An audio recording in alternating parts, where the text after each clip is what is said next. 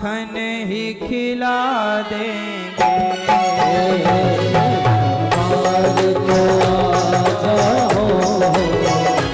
माखन ही खिला देंगे। रूठे रहो मोहन, हम तुम्हें मना लेंगे। तुम रूठे रहो मोहन, हम तुम्हें मना लेंगे। जय हो।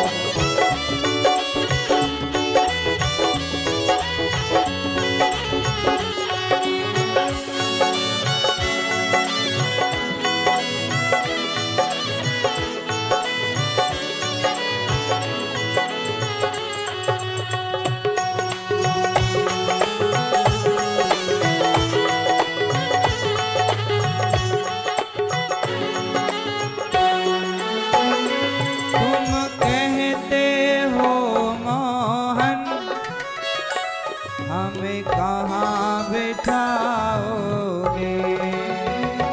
तुम कहते हो मोहन, हमें कहाँ बिठाओगे। अच्छा, भगवान कहें कि अच्छा ठीक है हम आ रहे हैं, तो आप कहाँ बिठाओगे। तुम कहते हो मोहन, हमें कहाँ बिठाओगे। तुम कहते हो मोहन, हमें कहाँ बिठाओगे। इस दिल में आ जाओ हो इस दिल में आ जाओ। पलकों में बिठा लेंगे। इस दिल में आ जाओ, पलकों में बिठा लेंगे। रूठे रहो मोहन, हम तुम्हें मना लेंगे। तुम रूठे रहो मोहन, हम तुम्हें मना लेंगे। तुम रूठे रहो मोहन, हम तुम्हें मना लेंगे। भक्ति का असर होगा, भक्ति का असर होगा, घर बैठे बुला लेंगे। भक्ति का असर होगा, बैठे बुला लेंगे। रूठे रहो मोहन, हम तुम्हें मना लेंगे। रूठे रहो मोहन, हम तुम्हें मना लेंगे। हम तुम्हें मना लेंगे। हम तुम्हें मना लेंगे। हम तुम्हें मना लेंगे।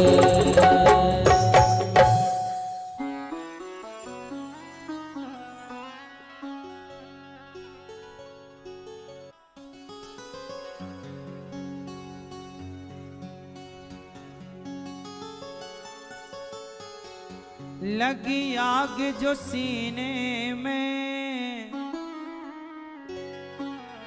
तेरी प्रेम जुदाई की।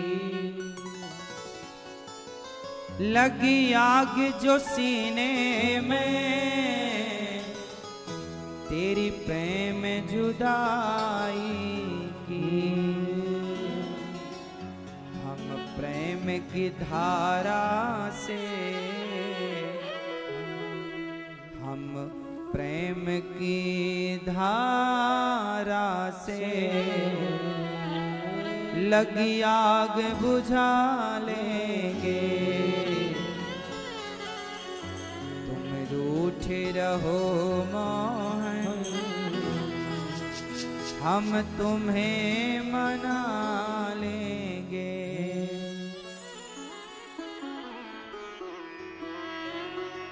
प्रेम की धारा से लगी आग बुझा लेंगे, इस दिल में आ जाओ पलकों में बिठा लेंगे।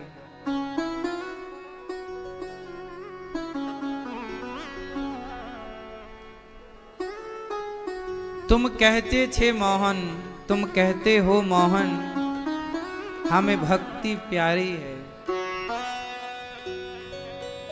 तुम कहते हो मोहन, हमें भक्ति प्यारी है। तुम चाह लो गर मोहन, तुम चाह लो गर मोहन, भक्ति भी दिखा देंगे। तुम चाह लो तो भक्ति भी दिखा लें, और तुम ही ना चाहो तो कुछ ना हो।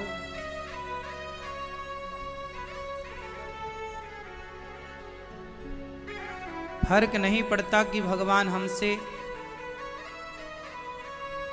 प्रेम कर रहे हैं या रूठे हैं। फर्क पड़ता है कि हम रास्ते पर, किस रास्ते पर चल रहे हैं। भगवान रूठे हैं तो मान भी जाएंगे, पर रास्ता सही हो, और रास्ता कहीं गलत पकड़ लिया तो माने भी बैठे हो तो रूठ जाएंगे। इसलिए भगवान की भक्ति करने वालों को कुछ सावधानियां भी बरतनी पड़ती हैं। और वो सावधानी क्या है? कल आपने सुना कि गोपियां भगवान को पा गईं, प्राप्त कर लिया गोपियों ने, रास भी स्टार्ट हो गया। भगवान ने गोपियों को स्वीकार भी कर लिया, भगवान मिल गए। पर बीच में एक गड़बड़ हो गई। गोपियों को ये अभिमान जाग गया कि देखो हम कितनी सुंदर हैं, कितनी भाग्यशाली हैं। इतनी देर में तो भगवान गोपियों को छोड़ के चले गए। सावधानी यही है कि कहीं हमें कर्तापन का अभिमान ना आ जाए कि मैं करता हूं, मैंने ये किया, मैंने भक्ति की। इसलिए अभिमान ही ना आए। इसलिए सबसे उत्तम है पूर्ण रूप से उनके हो जाना। बाद में जब भगवान आए, गोपियां फिर समझ गईं कि गलती हुई, उसे सुधारा जाए। सारी जिंदगी हमें गलतियां ही तो सुधारनी हैं। करोड़ों जन्मों की गलतियां तो हो गईं, अब उन्हें सुधारा जाए। कथा की गंगा यही सिखाती है। कल हम लोगों ने सुना कि भगवान का विवाह हुआ मां भगवती रुक्मणी जी से। रुक्मणी मंगल में पूजा हमारे श्रीमान रतन कुमार जाना जी ने, श्रीमती मीता रानी जाना जी, बेटी मोमिता हाइद जी, और आपके दामाद जी आज आए हैं चिरंजीत जी। बहुत बहुत स्वागत है आपका चिरंजीत हाइद जी का। स्वर्गीय पुत्र रोहित कुमार जाना जी की स्मृति में समस्त जाना परिवार की ओर से कथा का यह आयोजन हो रहा है। दिल्ली करोल बाग से आप हैं, पहले रहने वाले बंगाल से हैं। आपके द्वारा की गई कथा में, आपके द्वारा इस आयोजन में कार्तिक का यह पावन पर्व चल रहा है। आज देव दीपावली है, पूर्णिमा।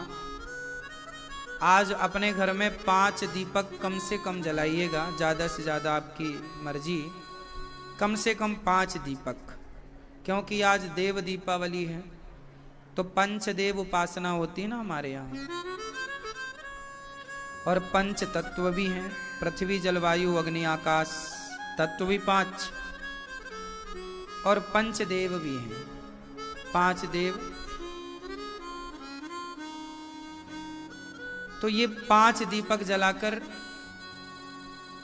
5 लोगों को प्रणाम कीजिए। किन किन को प्रणाम कीजिएगा? भगवान श्रीमन नारायण को, भगवान विष्णु को। भगवान विष्णु के नाम का एक दीपक, भगवान शिव के नाम का दूसरा दीपक,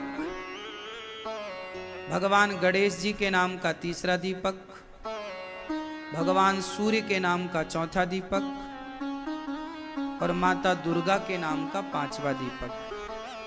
हम सनातनी लोग ये पंचदेव उपासना करते हैं, अर्थात हम 5 की पूजा करते हैं, 5 की स्तुति करते हैं, 5 की आराधना करते हैं। तो आप लोग आज देव दीपावली 5 दीपक जलाकर कम से कम मनाएं और भगवान की आराधना करें, भगवान का ध्यान करें। कल हम लोगों ने सुना कि भगवान, आप लोगों ने आज भागवत जी के पोथी पाठ भी भक्तों ने बिठाए हैं।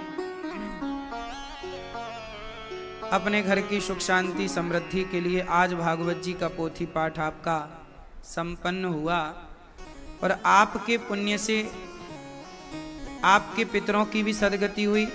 भागवत जी के पोथी पाठ से बच्चों को भी भागवत जी की कृपा का सुरक्षा कवच मिला। आपके जीवन में जितने दोष थे, पितृदोष, मातृदोष, पितृदोष, मातृ ऋण, पितृ ऋण, देव ऋण, ऋषि ऋण, देव दोष भी हो जाते हैं, ऋषि दोष भी हो जाते हैं, पितृदोष भी हो जाते हैं। ये तमाम ऋण हैं, मातृ ऋण, पितृ ऋण, देव ऋण, ऋषि ऋण।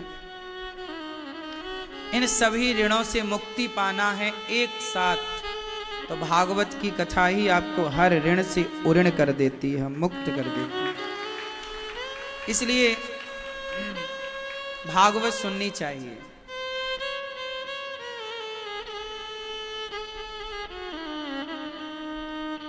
आप लोगों ने सुनी, अभी 25 नवंबर से भागवत जी के फिर यहाँ पाठ बैठेंगे।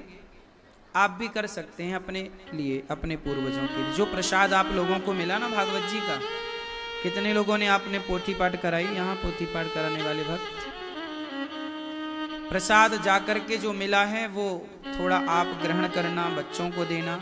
जहाँ धन धान्य रखते हैं वहाँ भी प्रसादी लाल कपड़े में बांधकर, चावल जो प्रसाद मिला श्रेयोदान का, लाल कपड़े में बांधकर जहां पैसे रखते हो वहां भागवत जी का ये प्रसाद रख देना, ताकि सदा आपका धन धान्य बढ़ता रहे। आपका धन धान्य बढ़ेगा तो निश्चित ही आप किसी का भला करोगे, तो आप सबका भला करें, इसलिए आपका धन बढ़ना चाहिए। इसके लिए भागवत जी आपके सारे द्वार खोल देती हैं। कल हम लोगों ने सुना कि भगवान गोपियों को छोड़कर जब आए तो गोपियों की याद में भगवान ने उद्धव जी को वृंदावन भेजा। कहा घनश्याम ने उद्धव से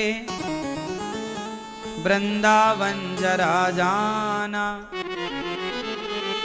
वहां की गोपियों को ज्ञान का कुछ तत्व समझाना। विरह की वेदना में वे सदा बेचैन रहती हैं,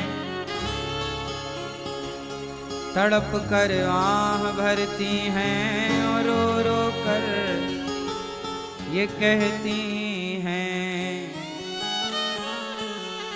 गोपियां जब भगवान की याद में रोईं तो उद्धव जी आए समझाने। चले मथुरा से जब कुछ दूर वृंदावन निकट आया, वहीं से प्रेम ने अपना अनोखा रंग दिखलाया। पिटप झुक कर ये कहते हैं, इधर आओ इधर आओ। पपीहा कह रहा पी कहाँ, ये भी तो बतलाओ। नदी यमुना की धारा शब्द हरिहर का सुनाती है, भ्रमर गुंजार से भी यही मधुर आवाज आती है। उद्धव जी आए वृंदावन। वृंदावन की हालत ऐसी थी जैसे पानी के बिना मछली की हालत थी, प्राण के बिना शरीर की हालत थी। गोपियां तड़प रही हैं, चिड़िया भी रो रही है, पेड़ पौधे भी उदास नजर आ रहे। उद्धव जी ने कहा, भाई ये वृंदावन में इतनी उदासी क्यों है? कहा भगवान के ग्वाल वालों ने, हमारे प्राण नहीं है ना। प्राण नहीं है फिर आप जिंदा कैसे हैं? बोले ये जीवन भी कोई जीवन है? तो बोले जीवन क्या है? बोले हमारा जीवन तो हमारे कृष्ण है। अच्छा, और वो कहाँ है? वो मथुरा है। उद्धव जी बोले तो वो मथुरा थोड़ी है, वो तो कण कण में। आप उन्हें ध्यान करके प्राप्त क्यों नहीं कर लेते? ग्वाल बाल गोपियां सब उद्धव जी की ज्ञान की बातें सुन ही रही थी। अब यहां उद्धव जी का और गोपियों का एक संवाद हुआ, बड़ा संवाद। पहले मैं आपको समझाऊं कि गोपियां कौन है और उद्धव जी कौन है। भगवान तक पहुंचने के रास्ते हैं दो, एक है ज्ञान का रास्ता, एक है भक्ति का रास्ता। ज्ञान का रास्ता बंदर के बच्चे जैसे काम करता है और भक्ति का रास्ता बिल्ली के बच्चे जैसा काम करता है। आप दोनों को ही जानते हैं, बिल्ली का बच्चा और बंदर का बच्चा। क्या अंतर है दोनों में? बंदर का बच्चा अपनी मां को पकड़ता है और बिल्ली का बच्चा अपनी मां को नहीं पकड़ता। जब बिल्ली और बंदर, जब बंदरिया इस पेड़ से उस पेड़ पर छलांग मारती है, बंदरिया जब इस पेड़ से उस पेड़ पर छलांग मारती है तो कौन किसकी छाती से लिपटा होता है? क्या बंदरिया बच्चे को पकड़ती है? जब यहां से वहां कूदती है उस समय कौन पकड़ता है? उस समय बच्चा पकड़ता है, मां नहीं पकड़ती। मां तो अपना कूद रही है यहां से वहां।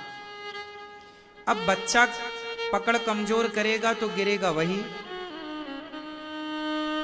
तो जो ज्ञान मार्ग है ना, वो बंदर के बच्चे की तरह है कि हमने अपने ज्ञान से भगवान को पकड़ा।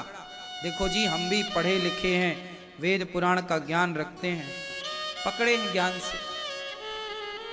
जैसे रावण ज्ञानी था, इतना ज्ञानी हो गया कि वो खुद को ही भगवान समझने लग गया। तो ज्ञान आपको अभिमान की ओर ले जाएगा। मैंने पकड़ा है, इसका भी अभिमान है। तो ज्ञान मार्ग है बंदर के बच्चे की तरह, जो मां को स्वयं पकड़ के रखता है। पकड़ कमजोर हुई तो गिरने की भी पूरी संभावना है। जैसे रावण की पकड़ कमजोर हो गई अभिमान के कारण, तो गिर गया ना। इतना बड़ा रावण, इतना ज्ञानी रावण, इतना बड़ा शिव का भक्त रावण, लेकिन उसके पुतले जलाए जा रहे हैं। क्या भक्त के पुतले जलाए जाते हैं? रावण के तो जल रहे हैं। क्यों? क्योंकि रावण बंदर की तरह चला, ज्ञान के घमंड को लेकर बैठ गया, स्वयं को ही विधाता मानने लग गया, स्वयं के नियम कानून बनाने लग गया, विधाता के बनाए कानून पर चलना नहीं चाहता। भगवान ने एक नियम कानून बनाया, ईश्वर का कानून है कि आप पराई औरत को ना देखें, ये ईश्वर की गाइडलाइन है।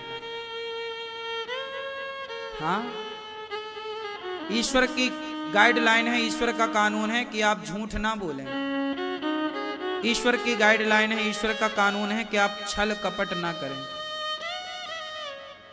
लेकिन रावण उस ईश्वर की गाइडलाइन को जानता था। रावण कि पराई औरत को चुराना गलत है, लेकिन ज्ञान है तो अभिमान आएगा। तो उद्धव जी ज्ञानी है, उद्धव जी ज्ञानी है, पर उद्धव जी प्रेमी भी है, पर ज्ञान का अभिमान तो है ही।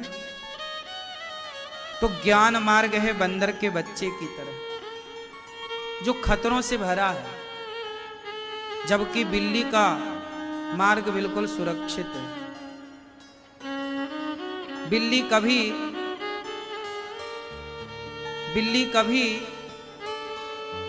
बिल्ली का बच्चा कभी अपनी मां को नहीं पकड़ता। यहां बिल्कुल उल्टा है। क्या है? जब बिल्ली अपने बच्चे को लेकर इस घर से उस घर जाती है, तो बताओ कौन किसको पकड़ता है? बच्चा मां को पकड़ता है कि मां बच्चे को? यहां पर बिल्ली बच्चे की गर्दन पकड़ती है और ले जाकर दूसरे घर में रख देती है सुरक्षित। जरा खरोंच नहीं आती बच्चे को, पर वही बिल्ली उसी मुंह से चूहे को पकड़ती है ना, फाड़ डालती है।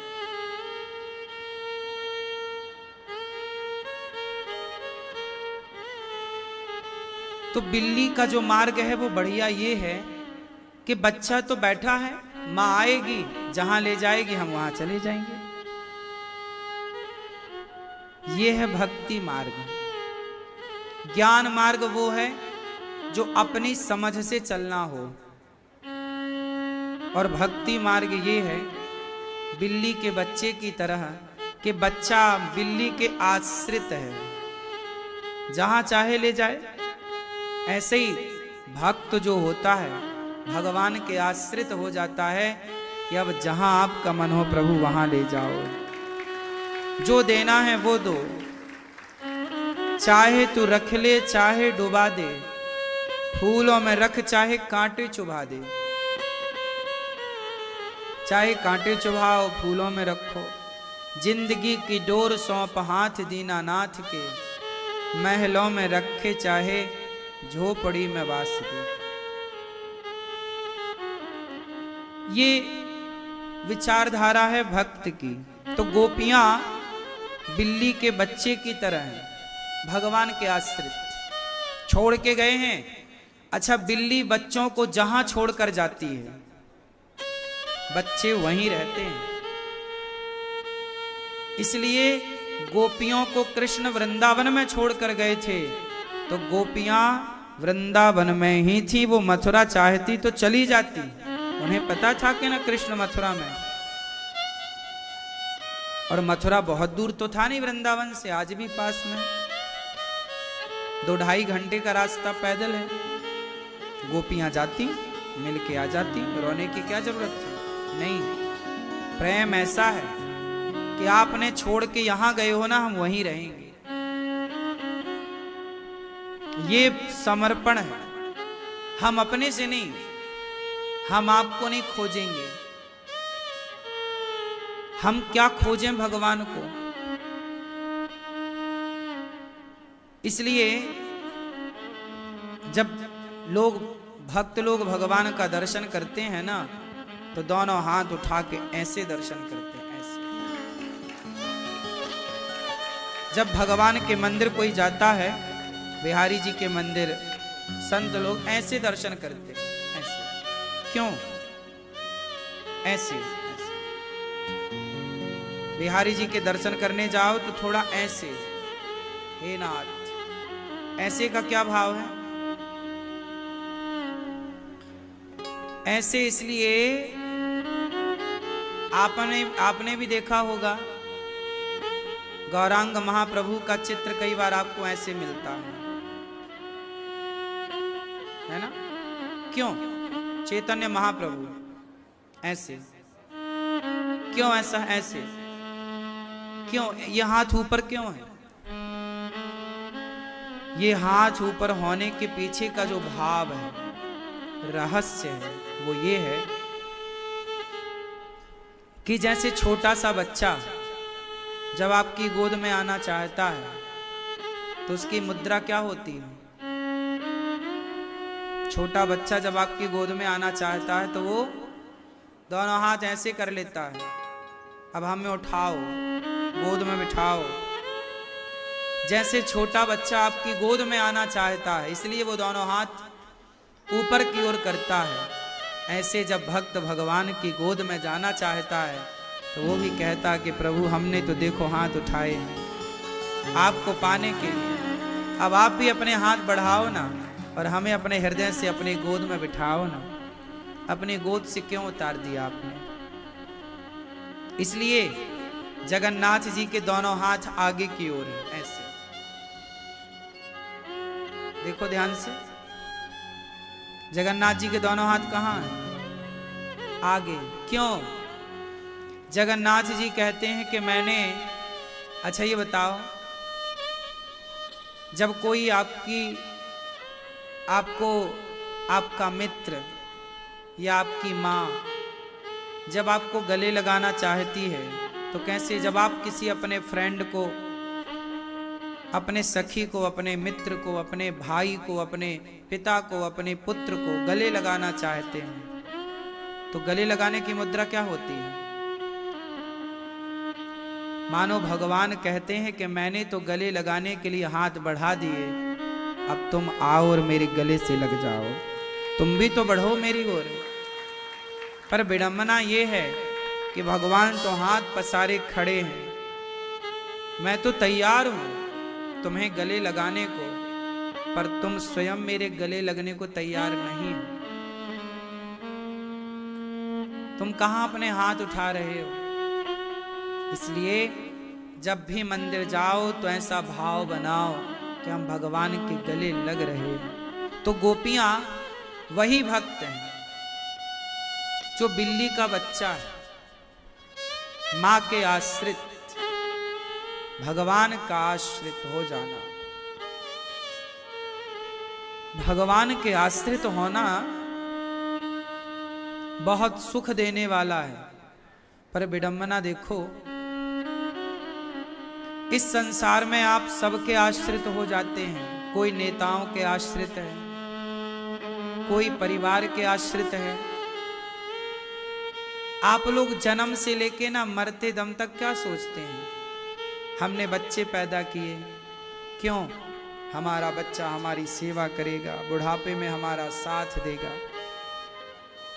100 में से 99.99 लोग इसी मानसिकता में जीते हैं, हमारा बेटा हमारा साथ देगा। भगवान करे आपका बेटा आपका खूब साथ दे, लेकिन आपने जो मानसिकता बनाई ना, मेरा बेटा मेरा साथ देगा, क्यों? आपको बेटे के साथ का भरोसा है? बेटे का साथ चाहिए, भगवान का भरोसा नहीं है। आपको यह भरोसा होता है कि मेरा बेटा मेरी सेवा करेगा, भले वो करे या ना करे। पर माँ बाप को तो, सारे माँ बाप को भरोसा होता ही है कि मेरा बेटा तो मेरी सेवा करेगा, और करना भी चाहिए हर बच्चे को। लेकिन मैं आपसे एक बात कहूं हाथ जोड़ के, शायद ये बात आपको अच्छी ना लगे तो मत मानिएगा, पर मेरी तो कहने की आदत है तो मैं कहे देता हूं। आपको अच्छा ना लगे तो मानिए मत, कोई जबरदस्ती नहीं है, ये मेरे पर्सनल विचार हैं, मैं आप पर थोप नहीं सकता। मेरा मानना है कि मैं बचपन से, शुरू से ये क्यों मन में बनाऊं भाव कि मेरा बेटा मेरी सेवा करेगा, मेरा बेटा मेरा ख्याल रखेगा। नहीं, मेरा बेटा मेरी सेवा नहीं करेगा, मेरा बेटा मेरा ख्याल नहीं रखेगा, मेरे भगवान मेरे ख्याल रखेंगे। भगवान के भरोसे हूँ मैं, कोई बच्चों के भरोसे नहीं हूँ। मैंने ये मानसिकता नहीं बनाई कि बच्चे मैंने इसलिए पैदा किए कि जी अब मैं तुम्हारे आश्रित हो जाऊं ना। मैं सदा भगवान के आश्रित था, सदा भगवान के आश्रित हूं, सदा भगवान के ही आश्रित रहूंगा। मुझे किसी के आश्रित रहने की जरूरत नहीं, ना कोई नेता का आश्रय मुझे चाहिए, ना किसी धनवान व्यक्ति के आश्रित मुझे रहना है, किसी के आश्रित नहीं। जब एक भगवान का बल होगा तो दूसरे बल की जरूरत ही नहीं पड़ेगी।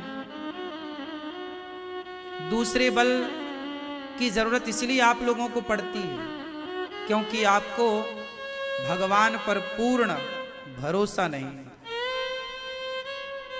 पूर्ण विश्वास नहीं।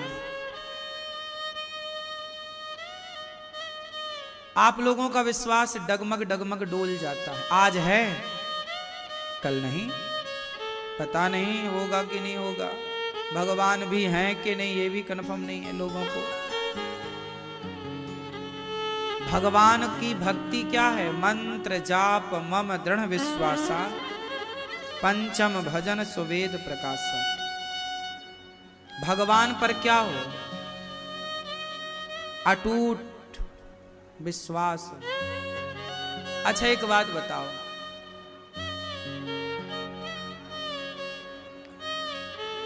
सुई के छेद से, सुई के छेद से कभी हाथी और घोड़ा निकल सकता है? उत्तर, जोर से, जोर से। अच्छा, सुई के छेद से कभी हाथी घोड़ा निकल सकता है? जोर से नहीं। कोई बंदर छलांग मारकर समुद्र को पार कर सकता है क्या? कोई बंदर, कोई बंदर समुद्र को छलांग लगा के पार कर सकता है? जोर से। हाँ, इतने सारे बंदर घूम रहे हैं, किसी बंदर से बोलो कि जरा मार छलांग, कर ले जरा समुद्र को पार, कर लेगा? उत्तर दो। नहीं, समुद्र को बंदर छलांग मार के पार नहीं कर सकता, परंतु भगवान कृपा करें तो बंदर समुद्र को छलांग लगा के पार कर भी सकता है। हनुमान जी कर गए कि नहीं? यदि वो भगवान कृपा करते हैं तो एक बंदर में इतनी सामर्थ्य आ जाती है कि वो समुद्र को छलांग मार के पार कर सकता, जो कि असंभव है, जो कि। लेकिन जब भगवान कृपा करते हैं तो असंभव भी संभव हो जाता है। यदि भगवान चाह लें तो बंदर समुद्र को छलांग मार के पार कर सकता है, और यदि भगवान चाह लें तो सुई के छेद से भी हाथी और घोड़ा निकल सकते हैं। इतना सा मुंह खोला कन्हैया ने, ब्रह्मांड दिखाई पड़ा कि नहीं? जिनके इतने से मुंह में ब्रह्मांड है, इतने से मुंह में पूरा ब्रह्मांड समा गया, तो सुई के छेद से हाथी और घोड़े निकल गए, इसमें आश्चर्य क्या है? अच्छा एक बात बताएं, माना कि ये पत्थर है पुष्प, थोड़ी देर के लिए पत्थर, माना कि ये पत्थर है, इतना बड़ा टुकड़ा पत्थर का, यदि भगवान चाहें तो इतने से पत्थर के भीतर एक समूचे संसार की रचना कर सकते हैं। पता है आपको? इस इतने से पत्थर के अंदर करोड़ों लोग, नदियां, समुद्र, पर्वत, पहाड़ और पूरा जैसे ये संसार चल रहा है ऐसे इसके भीतर भगवान चाहें तो प्रत्येक कण कण में एक एक संसार की रचना कर सकते हैं। नहीं कर सकते? ऐसे भगवान पर आपको विश्वास नहीं हो पाता, ये बड़ी विडंबना है। जो भगवान इतने शक्तिशाली, इतने पावरफुल, उन भगवान पर आपको पक्का विश्वास नहीं। इसलिए कहता हूं, अपने विश्वास को पक्का कीजिए। पहले तो ये विश्वास रखिए कि आप सब कुछ कर सकते हैं, अपने बल पर नहीं, मेरे पास भगवान का बल है। इसलिए अंगद ने पांव जमाया, अंगद जी ने लंका में, ए रावण, मेरा पांव कोई हिलाएगा तो राम जी सीता को हार जाएंगे। ये बताओ, ये बल अंगद जी का था या भगवान राम का बल है? बोलो। पांव अंगद जी का है, पर बल किसका है? किसके बल से गरज रहे हैं अंगद जी? जिसके बल से अंगद जी गरज रहे थे, उन्हीं के बल से हम भी गरजते हैं, उन्हीं के बल से हम चलते हैं, उन्हीं के बल से हम बातें करते हैं, उन्हीं के बल हम रहते हैं। आप नेताओं को अपना बल मान लेते हो, नेता तो खुद भयभीत है 5 साल बाद। जो स्वयं डरा है वो आपको निर्भय कैसे कर सकता है? आपको निर्भय कौन कर सकता है?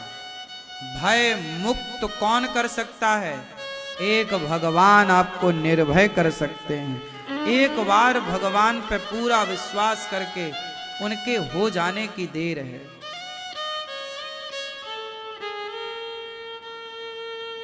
विश्वास, गोपियों को विश्वास, भक्ति की वह धारा से जुड़ी हैं गोपियां जो धारा बिल्ली के बच्चे की बात करती है। बिल्ली का बच्चा मां के आश्रित है, हम भी भगवान के आश्रित हैं। ये वृंदावन में हमारा कौन है? एक कृष्ण के सिवा कौन सा हमारा यहाँ रिश्तेदार है? कौन सा हमारी पहचान का यहाँ नेता है? कौन से हमारे पहचान के यहाँ लोग हैं? हम तो एक बिहारी जी के आश्रित हैं ना, एक भगवान के, एक राधा रानी के भरोसे। और किसका भरोसा है बताओ?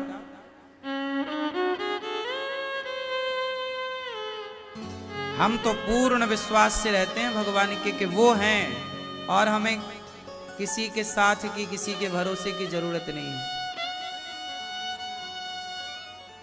इसलिए डगमग डगमग विश्वास तो कम से कम ना डोले, विश्वास तो स्थिर हो।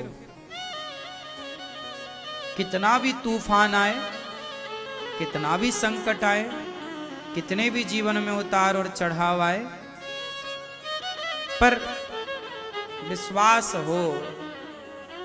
कोई है ना है, कोई रहे ना रहे, भगवान थे, हैं, रहेंगे। इसलिए तो कहते हैं ना भक्त,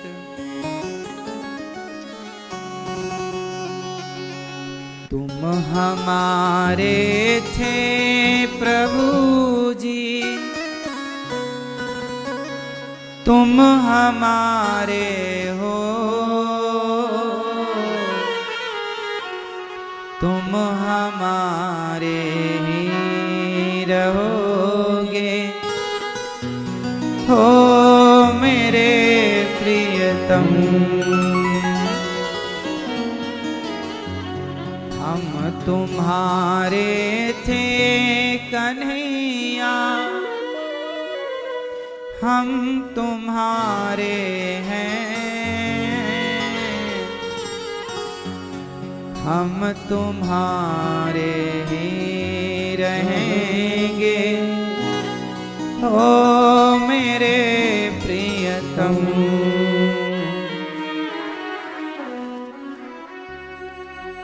तुम हमारे थे प्रभु जी,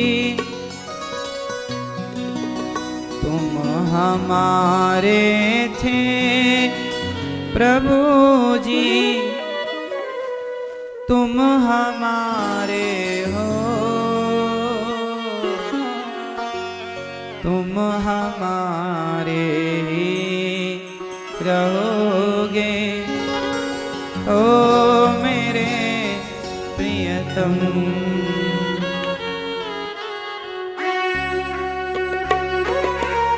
जय हो।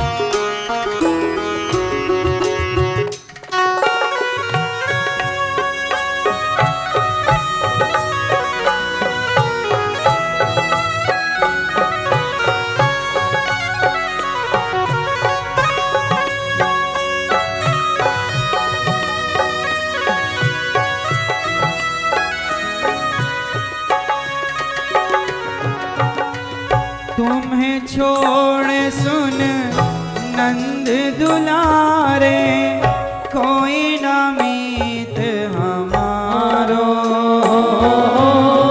तुम्हें छोड़ सुन नंद दुलारे, कोई न मीत हमारो। किसके द्वारे जाए पुकारूं, और न कोई सहारो। इसके द्वारे जाए पुकारो, और न कोई सहारो। अब तो आके बाण पकड़ लो, ओ मेरे प्रियतम। हमारे थे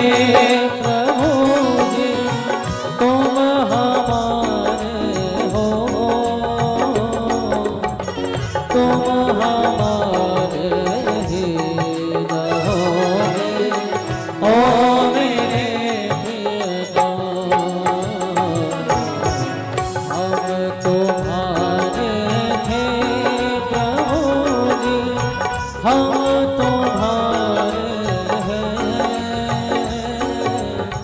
हम तुम्हारे ही रहेंगे ओ मेरे प्रियतम।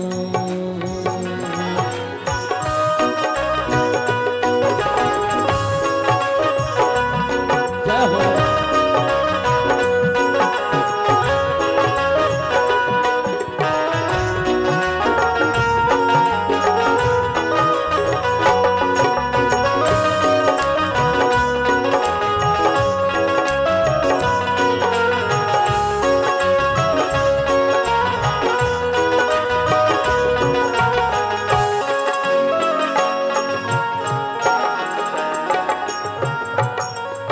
तेरे कारण सब जग छोड़ा, तुम संग नाता जोड़ा।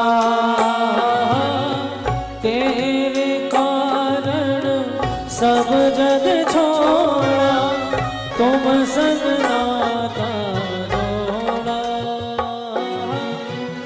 एक बार प्रभु बस ये कह दो, तू मेरा मैं तेरा। एक बार प्रभु बस ये कह दो, तू मेरा मैं तेरा। साची प्रीत बिनती निभा दो ओ मेरे प्रियतम। तुम हमारे थे प्रभु जी, तुम हमारे हो, तुम हमारे ही रहोगे ओ मेरे प्रियतम। हम तुम्हारे थे प्रभु जी, हम तुम्हारे हैं, हम तुम्हारे ही रहेंगे ओ मेरे प्रियतम।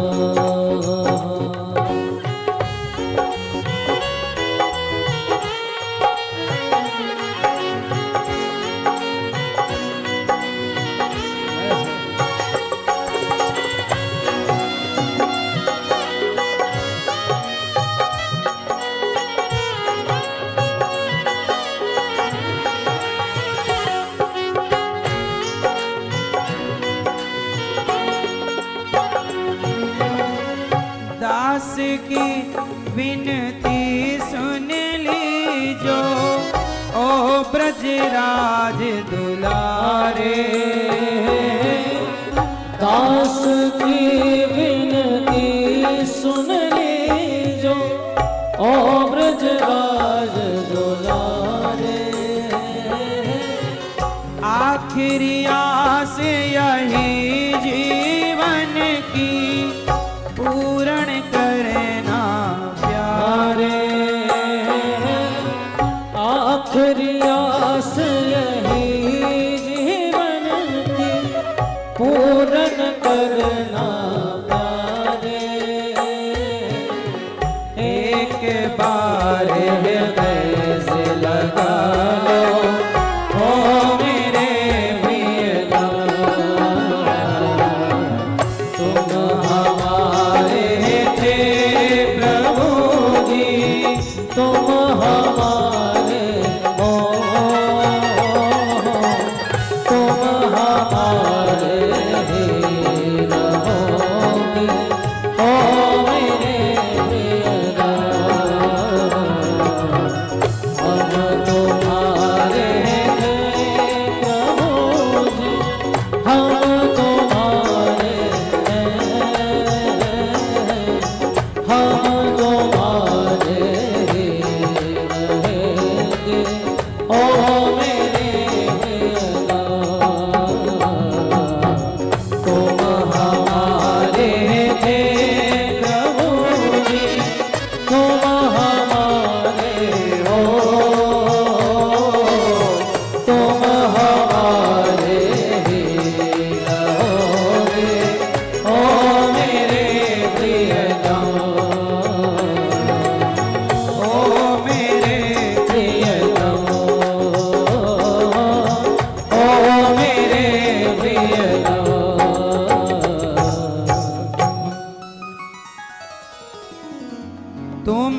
छोड़ सुन नंद दुलारे, कोई न मीत हमारो।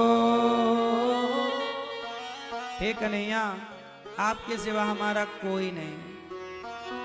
किसके द्वारे जाए पुकारूं, और न कोई सहारो। किसके द्वारे जाए पुकारूं, और न कोई सहारो। अब तो आके बाह पकड़ लो, हो मेरे प्रियतम। अब तो आके बाह पकड़ लो। हम भगवान के भरोसे इस तरह हों कि दूसरा भरोसा हमें चाहिए ही नहीं, ऐसा भाव बन जाए। फिर देखो आपके जीवन का बदलाव। अभी आप लोग ना जाने कितने लोगों के भरोसे हैं। सबका भरोसा, थोड़ा इनका थोड़ा, खिचड़ी बना रखी है। क्लियर नहीं है आप लोग, क्लियर नहीं। जितने भी भक्त हैं, संत हैं, वो क्यों भक्त बने, क्यों संत बने? क्योंकि वो क्लियर हो गए। एक भरोसा भगवान का, बस, चाहिए ही नहीं दूसरा।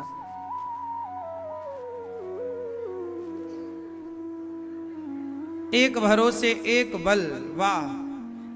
ये बातें ना कहने में जितना इजी है, सुनने में जितना सरल है, यदि आप भरोसे हो जाएं तो और सरल हो जाए जीवन।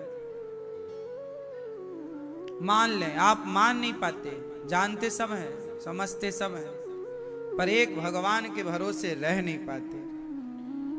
मैं तो कहता हूं कि वो शादी वाला जो घोड़ी है ना, शादी में लड़का घोड़ी में बैठ के जाता है, वो घोड़ी भी बहुत सिखाती है। उसका मैंने कई बार उदाहरण दिया कि घोड़ी पर जब दूल्हा बैठता है तो उस घोड़ी को कभी ध्यान से देखना, उसकी आंखों में पट्टी यहां बंधी रहती है, ऐसा ऐसा है ना, सीधा, ताकि वो घोड़ी यहां वहां ना देखे। कहां देखे? सीधा।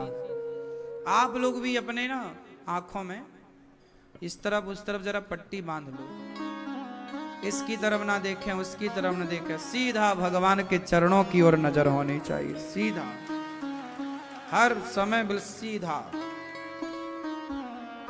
अब एक सीधी दृष्टि है नहीं, एक भगवान के भरोसे हम हैं नहीं, 17 लोगों के भरोसे हैं। आपकी गाड़ी के ड्राइवर यदि 17 लोग हों तो पार लगेगी कि डूबेगी? बोलो। इसलिए अर्जुन ने एक सारथी बनाया। अर्जुन के 17 सारथी थे कि एक कृष्ण। उन्होंने रथ पकड़ा और पहुंचाया लक्ष्य तक। इसी को कहते हैं भरोसा। अर्जुन की तरह भरोसा, अर्जुन की तरह भरोसेमंद बनो। भरोसा ऐसा हो कि मस्त। गोपियों को समझाने गए उद्धव, समझा ना पाए, गोपियों के प्रेम को समझ गए। क्योंकि ज्ञानी और प्रेमी में बड़ा यदि तौला जाए तो राजू किसका पलड़ा भारी होगा? ज्ञानी बड़ा कि भक्त बड़ा? बोलो, कौन बड़ा? ज्ञान बड़ा कि भक्त बड़ा? बोलो, क्यों बड़ा? ज्ञानी कहता है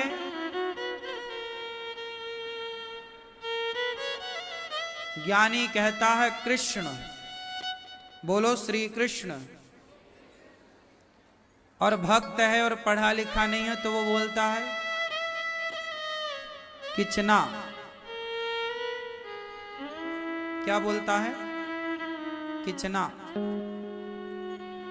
कोई कृष्ण नहीं बोल पाता ना, किचना बोलता है। जय श्री कृष्णा। जैसे बच्चा है रोटी नहीं बोल पाता, तोती बोलता है। क्या बोलता है? अब बताओ तोती सही है या गलत है? रोटी को तोती कहना सही है कि गलत है? बोलो बोलो बोलो जोर से। हैं? नहा मेरी मां, समझदार लोग रोटी बोलते हैं पर बच्चे उसी को तोती बोलते हैं। लेकिन हम लोग तोती को भी समझते तो रोटी ही हैं। समझदार के लिए इशारा। फिर बच्चा भले तोती कहता है पर माँ बाप तो उसे रोटी ही समझते हैं। उसी तरह ज्ञानी भक्त सही बोले और भक्त यदि है नहीं पढ़ा लिखा पर वो भक्त प्रेमी और वो गलत बोल रहा है तो भगवान उसके गलत को भी स्वीकार कर लेते हैं कि भाई वो सही गलत शब्दावली पे भगवान नहीं जाते, उच्चारण पे भगवान ध्यान नहीं देते कि आपका उच्चारण क्या निकल रहा है। भगवान उस उच्चारण के पीछे का भाव देखते हैं। अब जैसे वाल्मीकि जी राम राम नहीं जप रहे थे, मरा। क्या जप रहे थे? बोलो मरा। मरा माला काहे की जप है? मरा मरा मरा मरा मरा मरा। अब यदि वाल्मीकि जी का उच्चारण कोई पकड़ता तो वो तो गलत बोल रहे हैं। मरा मरा कौन जपता भैया? मरा थोड़ी है, राम है।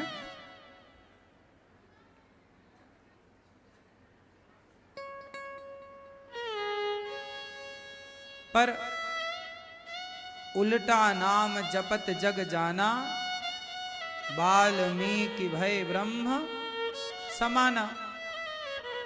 वहां ये नहीं देखा गया कि आपका उच्चारण कैसा है, आप शुद्ध उच्चारण कर रहे हैं कि गलत उच्चारण कर रहे हैं, अशुद्ध उच्चारण कर रहे हैं। ज्ञानी लोग इस बात का ध्यान रखते हैं कि आपका उच्चारण शुद्ध है कि अशुद्ध है। लेकिन मीराबाई एक बार भजन गा रही थी। मीराबाई भजन गा रही, मेरे तो गिरधर गोपाल दूसरो ना कोई ज्ञानी आया वहां पर, संगीत का क्या जानकार था।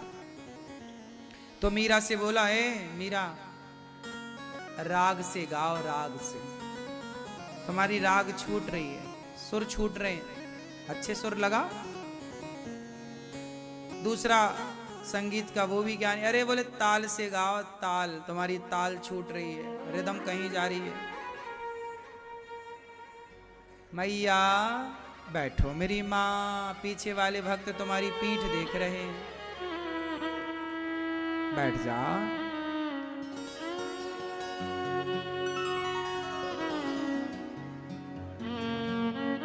बैठ जा बेटा, तुम बैठो जल्दी। मैया बैठो मेरी माँ। अच्छा ये बताओ, मीराबाई को किसी संगीत के ज्ञानी ने कहा कि जरा ताल से गाओ, सुर से गाओ। मीराबाई बोली, भैया सुर ताल से ना गाओ, भाव से गाओ, भाव से गाओ। हमारा सुर ताल ना देखेंगे भगवान कि तुम कितने सुरीले हो, तुम कितने ताल वाले हो, ताल वाल का सुर का बड़ा ख्याल। सुर ताल से तो लता जी गाती हैं, नहीं गाती। सुर ताल का ज्ञान लता जी से ज्यादा किसे होगा? लेकिन ताल और सुर का ज्ञान ना होने के बाद भी दुनिया भक्तों की लिस्ट में मीरा को ही सबसे आगे रखती है, क्योंकि वहां सुरताल काम ना आई, भाव काम आ गया। भावग्राही जनार्दन, हमारे भगवान क्या ग्रहण करते हैं? भक्त के भाव। इसलिए भगवान की भक्ति जो है, इसलिए भगवान ज्ञानियों से नहीं प्रेमियों से, भक्तों से प्रेम करते हैं। ज्ञानी भगवान को पसंद है, ज्ञानी भगवान की आत्मा है, ज्ञानी भगवान की आत्मा है, पर भक्त भगवान के परमात्मा है। भगवान अपने भक्तों का ध्यान करते हैं, भक्तों की भक्ति करते हैं। सुदामा जी भगवान का ध्यान करते हैं और भगवान सुदामा जी का ध्यान करते हैं। एक दिन भगवान श्री कृष्ण उदास बैठे हैं द्वारिका में, आंखों से आंसू गिर रहे हैं द्वारिकाधीश के। बैठे हैं सिंहासन पर, आंखें बंद हैं और आंसू टप टप टप टपक रहे हैं। बगल में रुक्मणी मां बैठी हैं, अन्य भगवान की पत्नियां बैठी हैं, दास पंखे झलका रहे हैं। भगवान की आंखों से आंसू रुक नहीं रहे। किसी ने इशारा किया मां रुक्मणी जी की ओर, मां देखो जरा प्रभु की आंखों में आंसू क्यों हैं। जब रुक्मणी मां ने देखा कि भगवान रो रहे हैं तो रुक्मणी जी ने भगवान को हिलाया, प्रभु क्या हुआ, आप रो रहे हैं, आपकी आंखों में आंसू हैं। भगवान बोले, रुक्मणी रोने दो। क्यों रो रहे हैं प्रभु, आपकी आंखों में आंसू क्यों। क्या करें, हमारा भक्त 4 दिन से भूखा है। अच्छा, कौन सा भक्त, सुदामा। रुक्मणी जी जोर से हंसी, वाह, जब आपको पता है कि वो आपका भक्त है और भूखा है तो आप उसे व्यवस्था क्यों नहीं करते, देते क्यों नहीं। आप तो सब कुछ कर सकते हैं, दे दो। भगवान बोले, मैं क्या करूं, उसे देना तो चाहता हूं पर वो लेने को तैयार ही नहीं। उसे मैंने बहुत सारा धन भिजवाया, मना कर दिया कि भैया।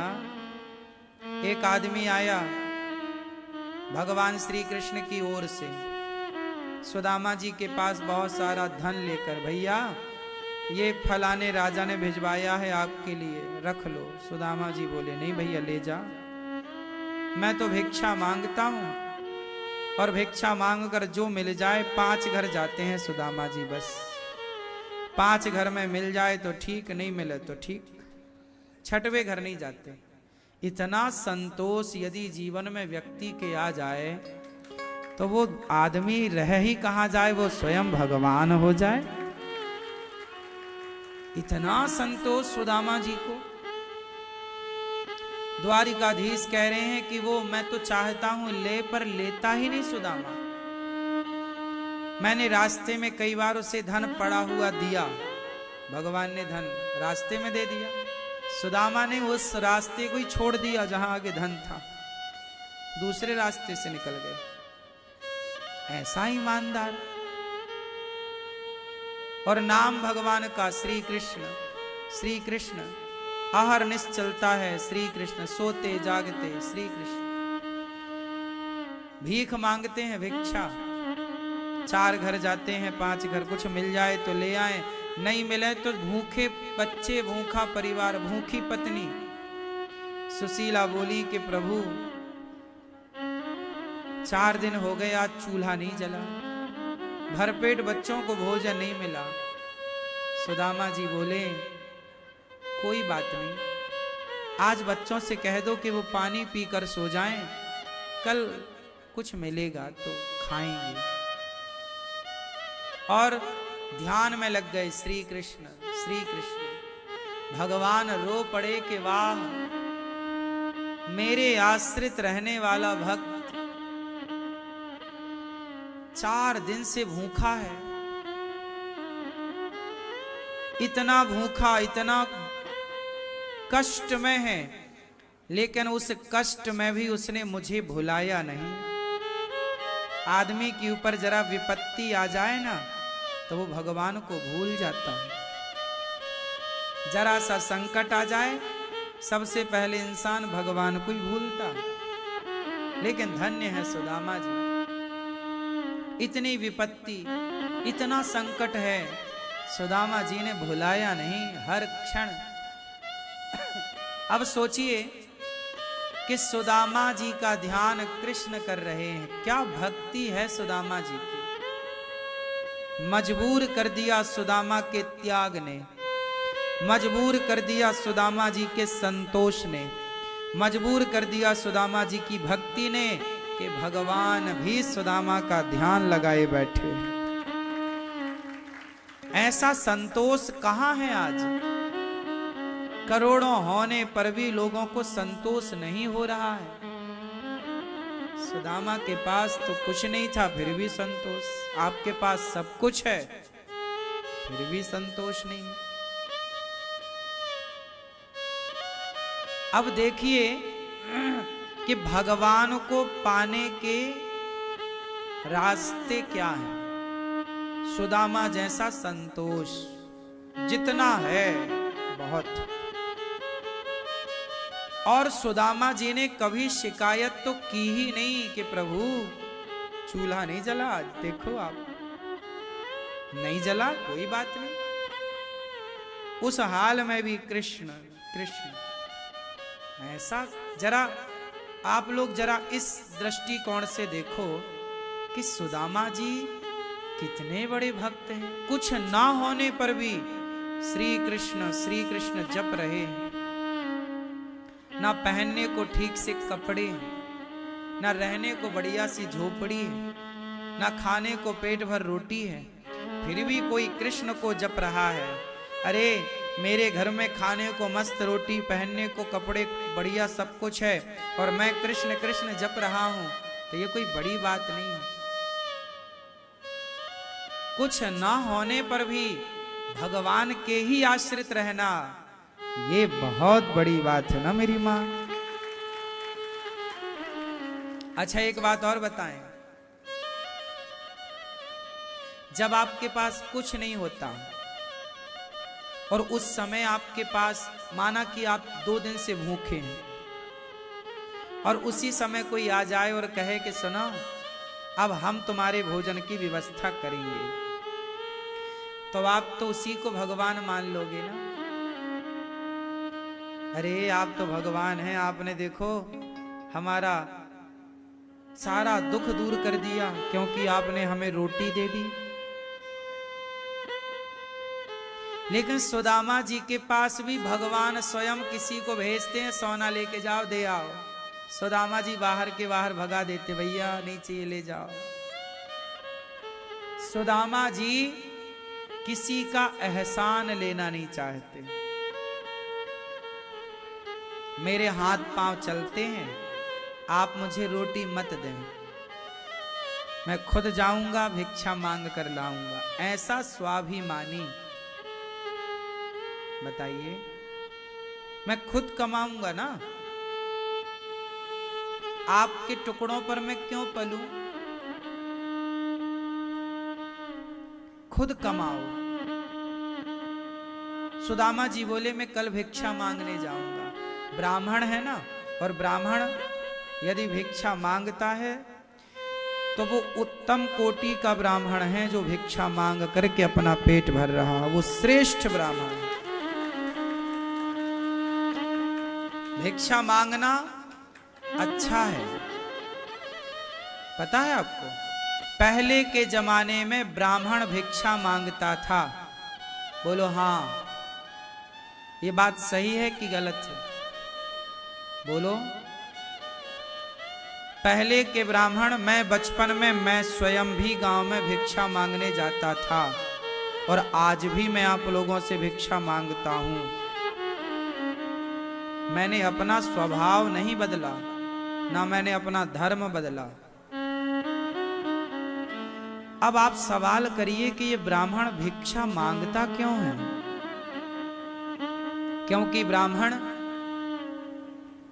इस धरती का एक ऐसा एकमात्र ऐसा मनुष्य है, एक ऐसा प्राणी है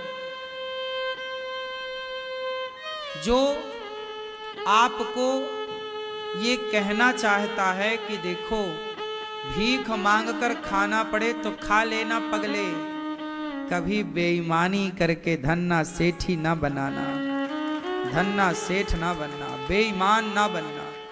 इसलिए ब्राह्मण सदा से गरीब रहा है, क्योंकि ये उसकी ईमानदारी का परिचय है।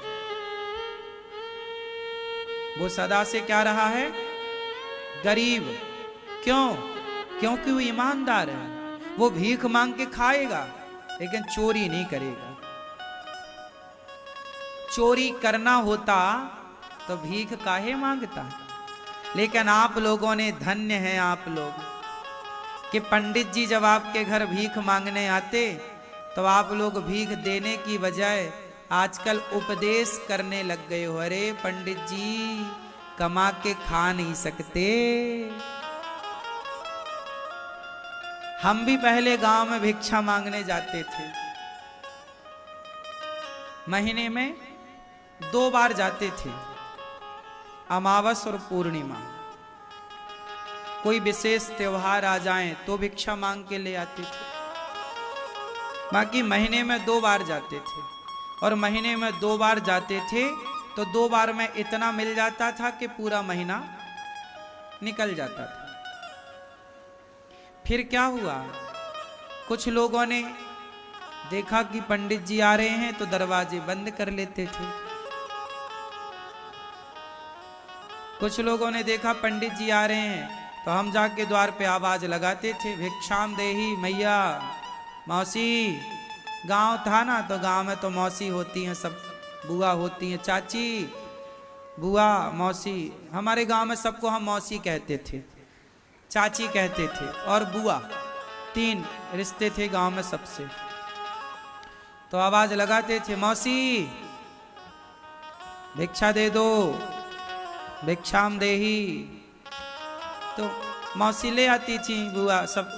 कुछ लोग थे चतुर, दरवाजे बंद कर लेते थे, देख के पंडित जी आ रहे हैं तो हम फिर जाते नहीं थे उनके। वो ब्लैक लिस्ट हो जाता था अपने लाइन में, अब तेरे घर नहीं आएंगे। अगली बार फिर हम लोग उसके घर जाते ही नहीं थे। कुछ लोग बहाने बना देते थे, पंडित जी बाद में आना, जबकि उन्हें पता था कि महीने में 2 बार ही आते हैं और तुम बोल रहे हो बाद में आना, तो तुम्हारे अलग से थोड़ी आएंगे। तो ना देने के बहाने। एक बात और बताऊं, ब्राह्मण का गरीब होना इस बात का सबूत है कि ब्राह्मण सदा ईमानदार रहा। हाँ या ना? बोलो। उसके गरीबी का प्रमाण ही उसकी ईमानदारी का प्रमाण है। उसका भिक्षा मांगना ही उसकी ईमानदारी का प्रमाण है, पहला। दूसरा, सुदामा जी का अपना एक गुरुकुल था। वो गुरुकुल में मतलब वो बच्चों को पढ़ाते भी थे। कोई बच्चा पढ़ने आ जाए तो पढ़ाते थे, और पढ़ाने का वो कोई शुल्क दे तो कभी ना लेते थे। भैया, आज भी हमारे गुरुजी, जिन गुरुजी से हम पढ़े हैं, हमारे गुरुजी ने पढ़ाने का कभी शुल्क नहीं लिया। आज भी जो विद्वान हैं, समझदार हैं, भक्त हैं, शास्त्रों में ये बात लिखी है कि पढ़ाने का पैसा लेने वाला चांडाल होता है। पढ़ाने का पैसा लेने वाला चांडाल होता है। इसलिए किसी भी गुरुकुलों में कभी कोई आचार्य बच्चों से पढ़ने का पैसा कभी नहीं लेते थे। भारत में सदा से शिक्षा फ्री रही है। अर्जुन पढ़े गुरु द्रोणाचार्य से, क्या फीस दी? आखिरी में जाता था चेला, गुरुजी पढ़ गया, पूरी शिक्षा हो गई, अब बताओ दक्षिणा क्या लोगे? ऐसा सुना ना आप लोगों? तब गुरुजी बोलते थे कि तुम दक्षिणा में ये दो या वो दो, या नहीं मांगते थे। तो शिक्षाएं पूरी फ्री थी। ब्राह्मण जब तक गरीब था तो वो भिक्षा मांग कर लाता, अपना गुजारा करता। और जो गुरुकुल में बच्चे होते थे ना, वो भी भिक्षा मांगने जाओ बेटा मांग के ले आओ। पहले गुरुकुल से बच्चे कहाँ जाते थे? भिक्षा मांगने। और समाज, आप गृहस्थ लोग भिक्षा देते थे ब्रह्मचारी बच्चों को, वो बना के, गुरु माता बना के खवाती थी और बच्चे पढ़ते थे। यही विधान रहा आज के 100 साल पहले तक। ये परंपरा भारत में थी, अब लुप्त है। अब किसी गुरुकुल के बच्चे भिक्षा मांगने नहीं जाते। आज भी जब यज्ञोपवीत होता है ना, तो भिक्षामदेही बच्चे भिक्षा मांगते हैं, वो एक निमित्त है। तो वो एक परंपराएं अब केवल नैंग के लिए बची हैं। पहले यथार्थ परंपरा थी कि जब बच्चे का यज्ञोपवीत होता था तो वो फिर गांव में 7 घर भिक्षा मांगने जाता था। हाँ या ना? तो ब्राह्मण भिक्षा मांगता और खा करके प्रेम से दिन भर पढ़ना और पढ़ाना, यही काम था ब्राह्मण का। अर्जुन जैसे क्षत्रिय, अर्जुन जैसे बालक, कर्ण जैसे बालक ब्राह्मणों के यहां ही पढ़े, और इन्होंने पढ़ने का कोई पैसा नहीं दिया और इतनी बड़ी बड़ी विद्याएं पाए, सीखे। कोई मूल्य नहीं। विद्या जब तक इस देश में फ्री थी तब तक इस देश को विश्व गुरु कहा जाता था। और जब से विद्या का शुल्क आया तब तक फिर यहां पर विश्व गुरु अब पता नहीं कहां चला गया। जब तक बच्चे गुरुकुलों में पढ़ते थे, जब तक शिक्षाएं निःशुल्क थीं, तब तक इस देश में चाणक्य जैसे गुरुकुलों में, चाणक्य अपने गुरुकुलों में चंद्रगुप्त से क्या मूल्य लिया था बताओ? चंद्रगुप्त को पढ़ाया ना चाणक्य ने, क्या मूल्य लिया? सम्राट बनाया कि नहीं? जब तक इस देश में गुरुकुल थे तो गुरुकुल की शिक्षाओं से बच्चे सम्राट बनते थे। और आज की मैकाले की शिक्षा से सिवाय नौकर बनने के कुछ नहीं आता बच्चों को। आज पढ़ लिख के बच्चे क्या बनते हैं? नौकर। क्या करोगे? नौकरी करेंगे, भैया नौकरी दे दो, भैया नौकरी दे दो, नौकरी दे दो। पढ़ लिख के क्या चाहिए आपको? नौकरी। बने भी तो क्या बने?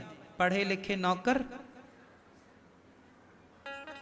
बने भी तो क्या बने? बोझा उठाने वाला काम तो गधा ही करता है ना। तो तुम नौकर बन के यही करोगे। अब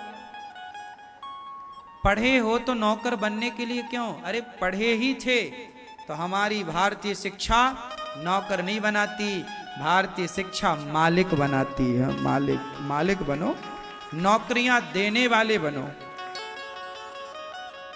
नौकरियां लेने वाले नहीं। नौकरियां बताओ, नौकरियां लेने वाला बड़ा है कि देने वाला? बोलो। लेने वाला? लेने वाला बड़ा है। नौकरियां लो मत। इतने सफल बनो कि आप 10 लोगों को नौकरियां दें, 50 लोगों को नौकरियां दें। आप भी इतना पढ़े लिखे, और इतना पढ़ के बने क्या? नौकर। तुम्हें शर्म भी तो नहीं आती? तुम कॉलर उठा के कहते हो जी हम नौकर हैं। वाह वाह, अरे मूर्ख नौकर। सारा भारत आज नौकर बनने के लिए रो रहा है, और बच्चों को नौकरी नहीं मिलती तो बेचारे फांसी लगा लेते हैं। इस तरह जुनून चढ़ा है नौकर बनने का। कितना तुम्हारा दिमाग खराब कर दिया मैकाले की शिक्षा ने। नौकर क्यों बनना है भाई? सवाल है मेरा। मालिक क्यों नहीं बनना है? टाटा, बिड़ला, अडानी, अंबानी ने भी सोचा होता कि मैं भी नौकर बनूं, फिर तो वो बन गए होते मालिक। अडानी अंबानी नौकर हैं कि मालिक हैं? उत्तर दो। अडानी अंबानी ये अपने काम के मालिक हैं। खुद का बिजनेस है, खुद की कंपनी है, खुद का नाम है। तुम्हारा क्या है? 4 लात मार के निकाल दे तुम्हारा मालिक तो घर बैठ जाओगे।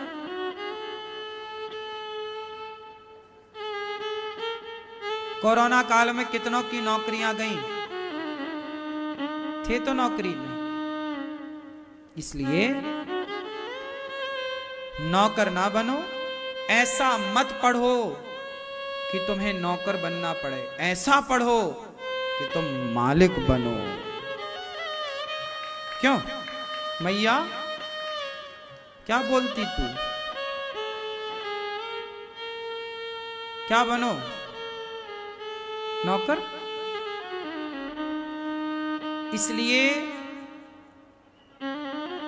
हम अपने बच्चों को मैकाले की शिक्षा, सरकार को मैकाले की शिक्षा समाप्त करके भारतीय शिक्षा प्रणाली लागू करनी चाहिए। ये सरकार से मेरी प्रार्थना है।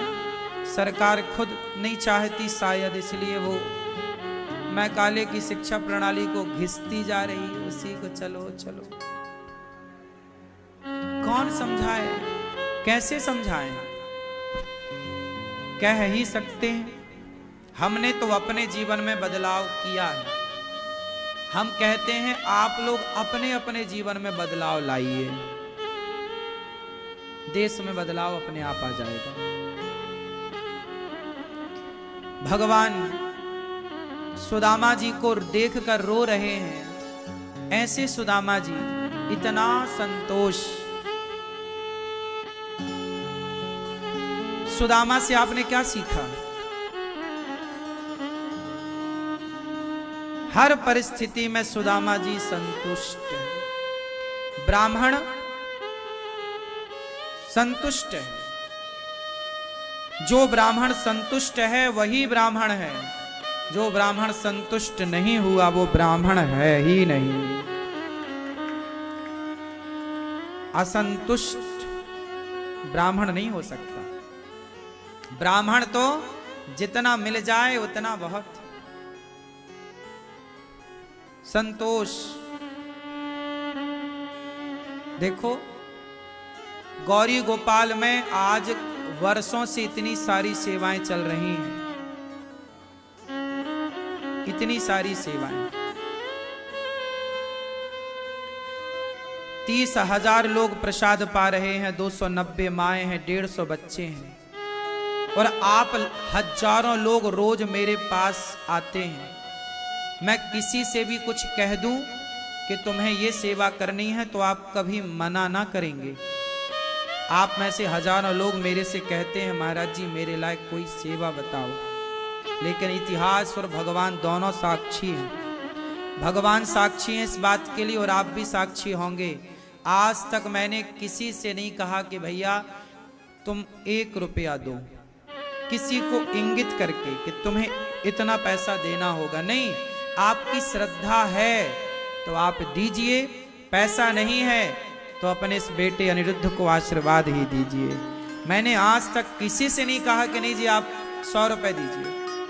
किसी से मैंने पकड़ कर नहीं कहा, इशारा करके नहीं कहा कि तुम 100 रुपए दो, तुम्हें देना पड़ेगा। नहीं, मैंने इन सालों में, जब मैं 25 साल का था, पहले जब ये गौरी गोपाल की सेवाएं नहीं थी ना, तब मैं 2017 में, 18 में, 19 में कन्याओं का विवाह कराया करता था अधिक मात्रा में, 20-20 कन्याओं का। उस समय आप लोग टीवी पे कथा देखते थे, पुराने श्रोता कोई होंगे तो वो जानते हैं इस बात को। 2019 के बाद से फिर कोरोना आया, फिर हम वृंदावन यहाँ आ गए। यहाँ भी कन्याओं का विवाह कभी कभी हमने आपसे कह रखा है, कोई आपके आसपास गरीब परिवार की बेटी हो, लड़का लड़की आप ढूंढ के ले आओ, उनका विवाह पूरा ये दास अनिरुद्ध कराएगा। जो भी खर्च आएगा उनको अधिक से अधिक देना भी, कोई हो तो आप ले आना। हम पहले भी सेवाएं करते थे जब हमारी आयु 24 साल थी, जब हम 25 साल के थे, 26 साल के थे, 27 और 28 साल से तो फिर ये माओ की सेवा मिल गई। 27 वर्ष की आयु में, जब मैं 27 साल का था, 28 साल का, तब से लेकर के आज तक सेवाएं चल रही। लेकिन आज तक मैंने किसी से नहीं, क्यों जी आप में से किसी से मैंने कभी कहा कि आपको 100 रुपए देना पड़ेगा या 1000 रुपए देना ही पड़ेगा? कोई नहीं कह सकता। जबकि आप और जगह देखते हो कि लोग आपको बिठा के जबरदस्ती झूठ मूठ का बोल के और आपके जेब से पैसे निकलवा ही लेते हैं। हाँ या ना? सही है। लेकिन मैंने आज तक कभी आपसे ये नहीं कहा, क्योंकि मैं, अब इससे आप ये अंदाजा लगाइए कि मैं सुदामा जी की बात करूं और मैं आपसे कहूं कि आप पैसा दो। मुझे आप पर भरोसा है, लेकिन आपसे कई गुना ज्यादा भरोसा भगवान पर है, क्योंकि जो सेवाएं गौरी गोपाल में चल रही हैं वो आप और हम कर ही नहीं रहे हैं, वो भगवान ही कर रहे और करा रहे। तो वो अपना करा लेंगे, हम क्यों परेशान हो? हमारा धर्म है। हम आपसे कहते हैं रोज कि माताओं की सेवा के लिए आप साथ दो, आप भी दान करो, आप भी जुड़ो। हम ये कहते हैं सबसे, सार्वजनिक। जबरदस्ती किसी एक की तरफ ये नहीं कहते कि नहीं जी तुम्हें तो देना ही पड़ेगा। ना भैया, देना है दो, मत दो। हम तो कई बार मना तक करते हैं कि आप इतना दान मत करो, थोड़ा सा कम दान करो, ये पैसे आपके बच्चों के काम आएंगे। पहले आप अपने बच्चों का पेट भरो, अपने घर के काम कर लो, अपने गृहस्थी के काम कर लो। जब काम धाम बिजनेस व्यापार करके परिवार को पेट भर के खवा पिवा के कुछ पैसा बचे, तो उस सेवा, परिवार की सेवा के बाद कुछ पैसा बचे तो दान करना, तो वृद्ध माओं की सेवा में लगाना, तो यहाँ की सेवा से जोड़ना। वरना देखो सुदामा जी किसके भरोसे थे? बोलो। फिर जब सुदामा जी भगवान के भरोसे थे, हम मां के पेट में 9 महीने तक थे। आप लोग कितने महीने थे? बोलो। आप अपनी मां के पेट में 9 महीने थे और उल्टा लटके थे मां के पेट में। सिर नीचे की ओर था, पांव ऊपर की ओर थी। अब बताओ, मां के पेट में एक झिल्ली थी, गर्भाशय, उसके भीतर पानी भरा था। उस पानी की थैली में हम 9 महीने रहे थे कि नहीं? आप लोग भी शायद रहे होंगे। मेरा तो कन्फर्म है, आपका अपना बताओ। तो मैं तो मां के पेट में 9 महीने उस झिल्ली में था, गर्भाशय में। उन 9 महीने में मेरा पेट भरने वाला कौन था? बोलो। उन 9 महीनों में आपका पेट किसने भरा था?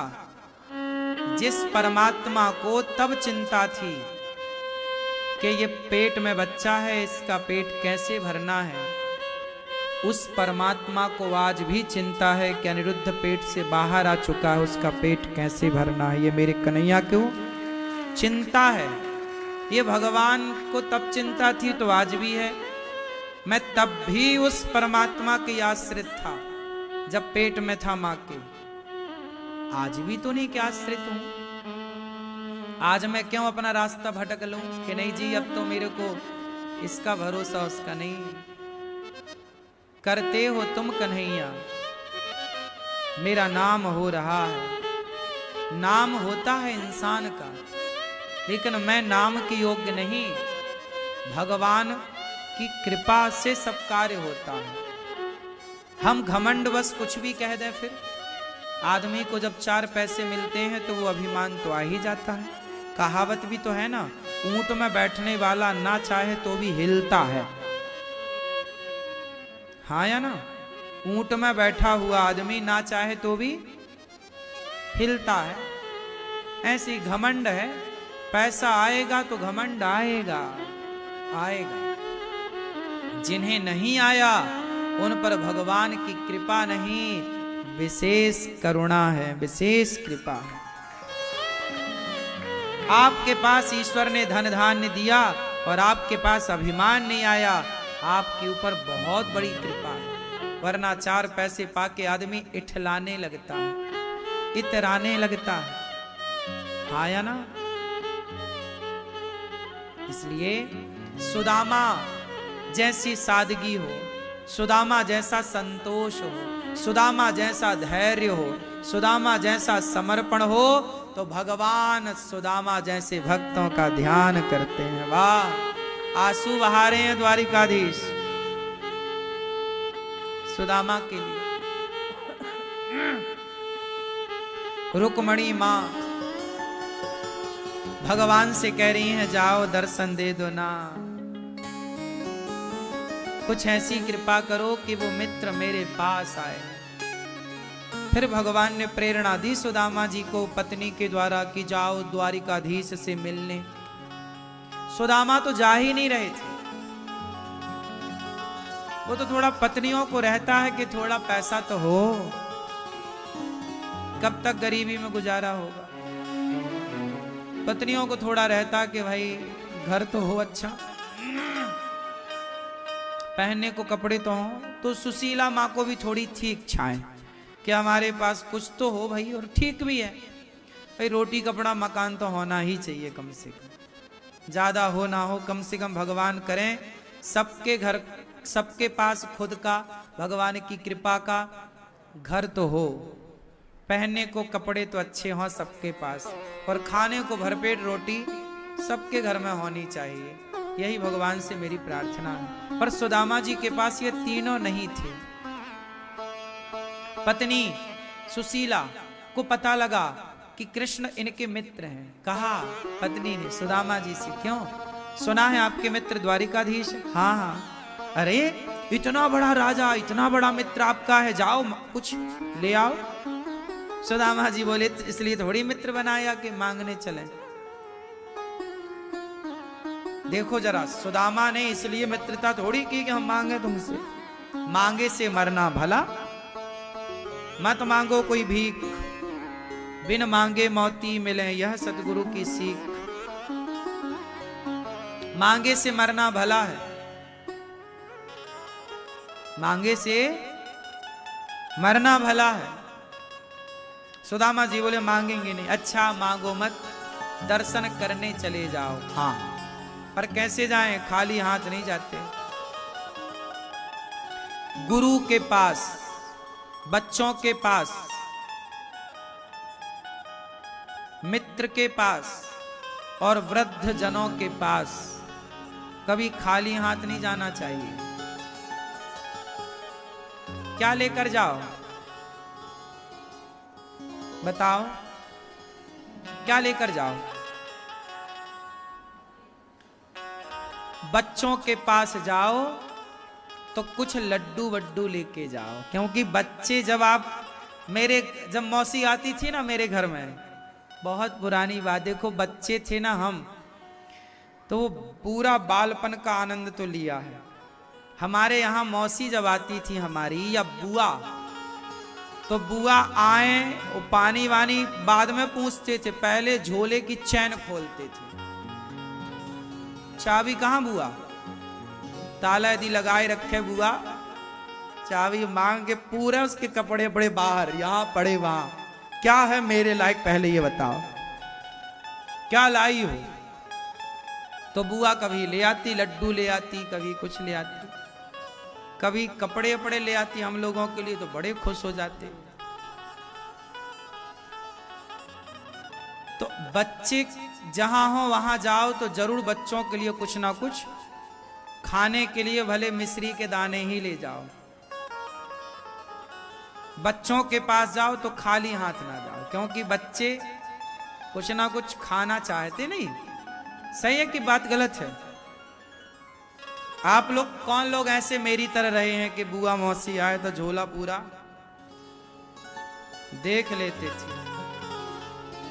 तो तुम भी हमारी बिरादरी के हो, बिरादरी एक है। तो मौसी बुआ, बच्चों के पास जाओ तो कुछ लेकर जाओ, मित्र के पास जाओ तो कुछ लेकर जाओ। मित्र के पास जाएं तो क्या लेकर जाएं? मित्र के पास जाओ तो भगवान का प्रसाद लेकर के जाओ। बहुत दिनों बाद जा रहे हो, मित्र के लिए कोई अंग वस्त्र ही लेकर जाओ, एक दुपट्टा ही लेकर चले जाओ। भगवान के द्वार पर जाओ तो भी कुछ लेकर जाओ, क्योंकि कहते ना खाली आए हो तो फिर खाली जाओगे, और भर के लाए हो तो भर के ही जाओगे। सुदामा जब कृष्ण के पास गए तो बोले खाली तो नहीं जाऊंगा, खाली हाथ नहीं जाऊंगा, कुछ दो। तो सुशीला माँ ने क्या दिया? बोलो, चावल, चिवड़ा। खाली नहीं गए सुदामा जी, वो मित्र भी हैं और भगवान भी हैं, तो दो संबंध हैं, और मित्र और भगवान दोनों के घर खाली हाथ नहीं जाते। तो सुदामा जी अपनी हैसियत से 4 मुट्ठी चावल लेकर गए, क्योंकि उनकी क्षमता इतनी ही थी, वही उनकी क्षमता है। तो सुदामा जी 4 मुट्ठी चावल लेकर के गए। 4 मुट्ठी चावल लेकर के जब पहुंचे तो चल तो पड़े, पर रास्ते का पता नहीं। मैया कहां चली? द्वारिका? द्वारिका जा रही हो? अच्छा, कहां चले प्रभु? द्वारिका? अच्छा। सुदामा जी द्वारिका गए। हम बोले आप भी संग जा रहे हो क्या? सुदामा खाली हाथ नहीं गए। भगवान के पास जाओ तो कुछ लेकर जाओ, गुरु के पास जाओ कुछ लेकर जाओ। क्या लेकर जाएं? भगवान के पास जाओ तो स्वयं को लेकर जाओ, खुद को। वस्तु रुपया पैसा की मैं बात नहीं कर रहा, रुपया पैसा अलग मायने रखते हैं। भगवान को हम क्या पैसा देंगे, कितना चढ़ाएंगे? जिनके पांव लक्ष्मी जी दबा रही हो उन्हें आप और हम क्या दे सकते हैं? फिर भी